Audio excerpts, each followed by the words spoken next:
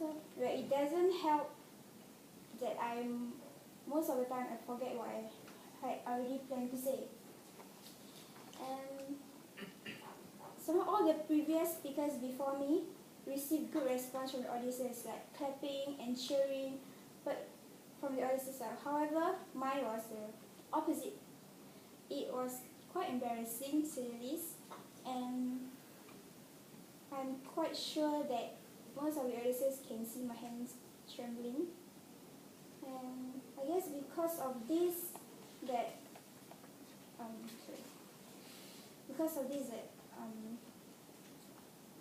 somehow it affected me so much. It affected my confidence, it affected my self-esteem, and it also affected whenever I did a speech in front of a crowd.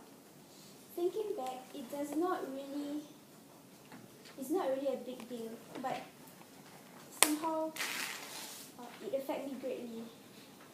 Okay, as everyone else in this room, I believe that by joining Toastmaster, I will gain confidence to speak, able to write out a good, impactful speech, and also to lessen my stage fright feeling, of course, and to make new friends. I hope I did not bore you, and that the abilities that I shown here are interesting enough. Thank you so much for listening.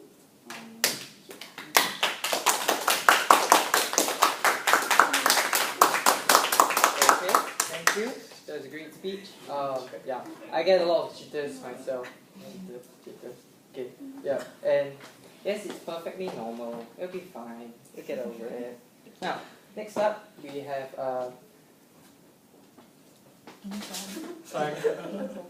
Zhen, who will also likewise be doing her P1, the icebreaker. She would like to rise and tell us your speech title.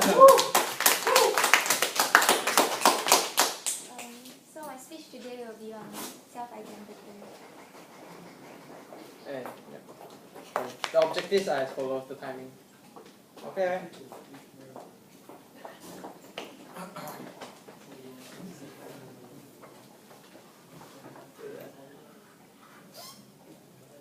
Good evening, everyone. I'm Zhen, an MBS student year 1. So how many of y'all have taken personality tests before? Yeah, quite a lot of y'all, right? Well, I remember very clearly the first time I took a personality test. It was a normal evening, and I was sitting at my desk surfing the net, enjoying the time away from my books for once. Somehow or another, the next thing I knew, I was at a personality test site, and I was so excited about the prospect of getting some divine answer from someone who could tell me who I was. Let's just say, I didn't get what I was looking for. I didn't feel enlightened in any way after that. But I wasn't ready to give up. I was so sure that someone out there could make sense of myself. I tried many different personality tests on many different dimensions, but I still wasn't satisfied. The answers the website gave me wasn't good enough. I mean, doesn't it make sense for someone to have more than one personality? Isn't it unnatural that we are able to categorize ourselves so neatly into certain boxes? So, I naturally stopped taking personality tests, and this was when I started looking for other ways to find the answers I wanted. To achieve self-identity, or as developmental psychologist Eric Harrison claims, come to enough of a resolution so that the path you embark on is the one that you have consciously chosen. By doing so, you'll be less likely to regret these decisions in future. Taking some advice from his research, I started committing more time and effort to my interests and hobbies. For example, running at least 5 times a week and practicing my stake work so that I was ready for the national games. Naturally, the things that I spent more time and effort on were the ones I valued more, or so I thought. However, that was not enough, because my priorities could have easily been influenced by my parents and their expectations of me. Hence, they might not have been my true interests. As a result, I also had to explore the possibilities and constantly make the effort to question myself in order to achieve self-identity. For instance, by exploring my values, roles, and sense of self. I started by taking up more roles in school and at home, putting myself in different situations to understand more about my character. For instance, when we organized our annual family Christmas games, I found out that I was not as patient with others as I thought I was.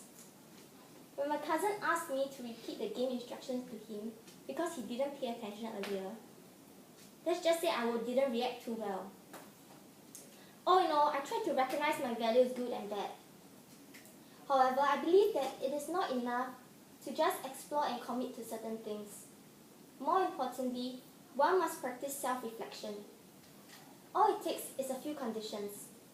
Firstly, you must set aside time exclusively for self-reflection. Secondly, find a space where you will not be disturbed.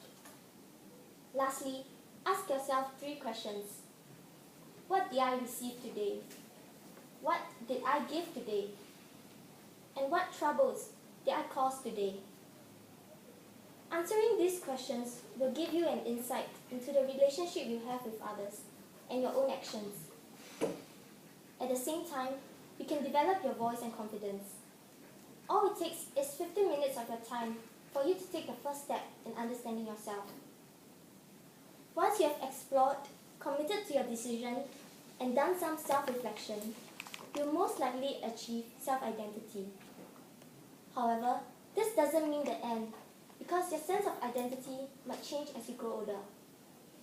Hence, it is a good practice to actively question your sense of identity throughout your life, because your identity defines who you are, but it doesn't have to define you for life. Thank you.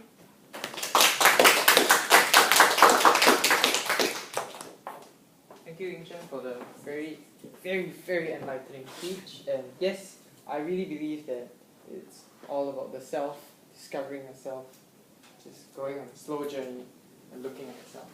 So now, let's have a change in the tone. Let's have Joel, who's P4. How to say it? Would you like to share with us the title? My title tonight is Winning Was Everything. Okay. So what's my evaluator? Sorry. Yeah, then will the evaluator tell us the objectives and timing? Sure.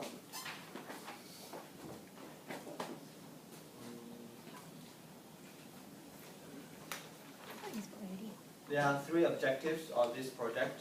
Firstly, the speaker should select the right words and sentence structure to communicate his ideas clearly, accurately, and vividly. Second, to use rhetorical devices to enhance and emphasize the ideas. And lastly, try to eliminate jargons and unnecessary words, use correct grammar, and the timing will be 5 to 7 minutes. Okay. Okay. Yeah. Okay, alright? Okay. Before the timer starts, can y'all do me a favor? If y'all have no real reason to sit behind, can y'all stand up and move to the front? Is it okay? I'm sorry. It's a bit depressing to talk to empty space. Chen Xiong, if you don't mind. Sorry.